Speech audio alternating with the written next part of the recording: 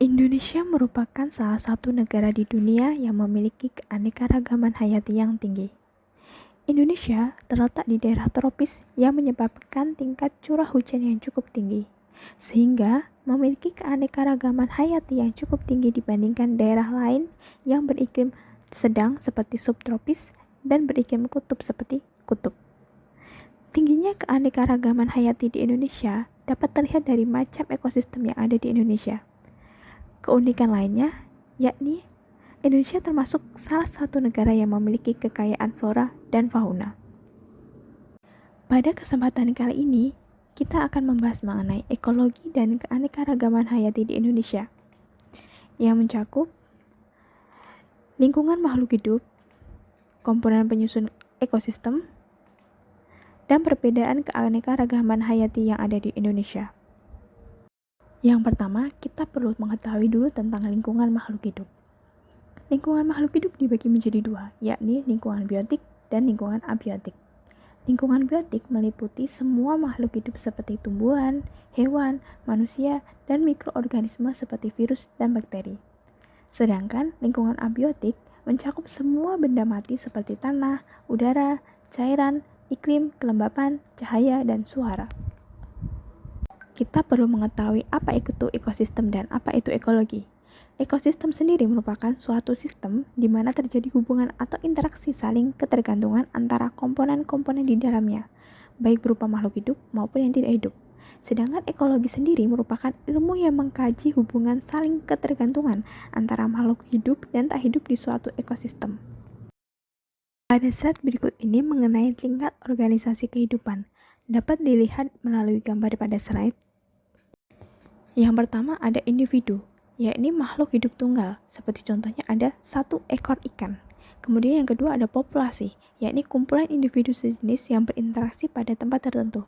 Misalnya adalah kumpulan ikan di suatu kolam. Selanjutnya ada komunitas, yakni kumpulan berbagai makhluk hidup yang berinteraksi dan hidup di area tertentu. Kemudian ada ekosistem, yakni interaksi antara makhluk hidup di suatu wilayah dengan lingkungannya yang saling mempengaruhi. Selanjutnya ada bioma, yakni ekosistem yang sangat luas dan memiliki vegetasi tumbuhan yang khas. Kemudian ada biosfer, yakni lapisan bumi yang di dalamnya terdapat kehidupan.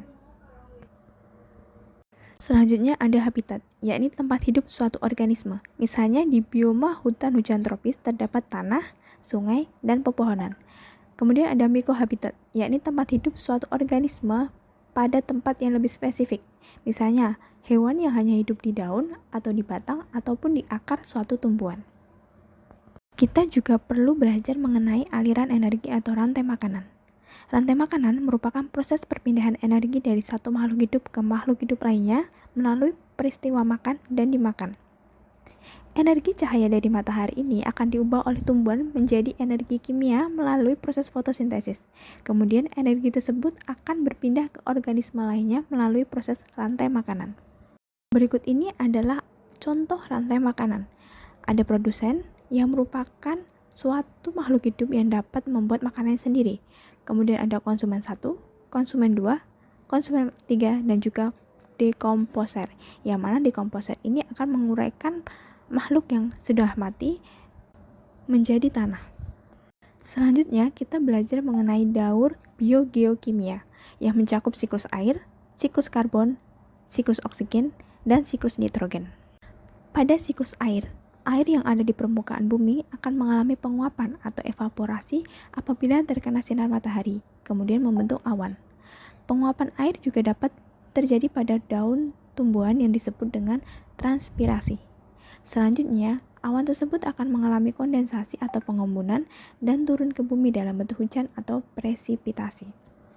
Kemudian selanjutnya ada siklus karbon, yakni suatu aliran karbon yang melewati semua bagian di bumi, baik berupa tumbuhan, hewan, hingga manusia. Dan prosesnya ini terjadi secara alami.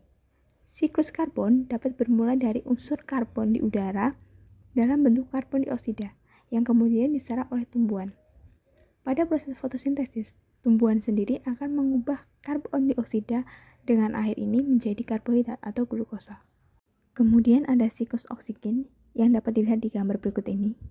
Siklus oksigen sendiri menggambarkan proses pertukaran dari oksigen dalam bentuk gas O2 yang terdapat di atmosfer dan oksigen yang terikat secara kimia dalam CO2, H2O, dan bahan-bahan organik lainnya. Komponen yang berperan dalam siklus ini yaitu ada tanaman, air, dan juga organisme. Tanaman akan menggunakan bantuan sinar matahari untuk mengubah karbon dioksida dan air menjadi karbohidrat dan oksigen dalam suatu proses fotosintesis. Kemudian ada siklus nitrogen, bisa dilihat dari gambar berikut ini. Siklus nitrogen yaitu proses perubahan senyawa yang mengandung unsur nitrogen yang kemudian berubah bentuk menjadi kimiawi lain. Selanjutnya, kita juga akan mempelajari mengenai interaksi antar komponen ekosistem. Yang pertama ada kompetisi, yakni suatu interaksi yang merugikan kedua makhluk hidup yang terlibat. Interaksi ini terjadi ketika dua organisme bersaing untuk mendapatkan sumber daya yang sama dan terbatas. Contohnya adalah persaingan antar tumbuhan untuk mendapatkan cahaya matahari, nutrisi, dan juga air. Selanjutnya ada predasi, yaitu mengacu hubungan yang menguntungkan terhadap satu pihak, sedangkan pihak lainnya mengalami kerugian. Predasi ini merupakan interaksi antara satu makhluk hidup yang memangsa makhluk hidup lainnya. Contohnya yakni burung yang memangsa belalang. Selanjutnya ada herbori, yakni merupakan interaksi yang melibatkan antara herbivora dengan produsen. Salah satu pihak akan dirugikan atau diuntungkan dalam interaksi ini. Contohnya adalah belalang yang memakan rumput. Kemudian ada simbiosis, yakni mempelajari mengenai hubungan erat antar populasi yang menempati habitat yang sama. Ada 3 jenis, yaitu ada mutualisme, komensalisme, dan parasitisme.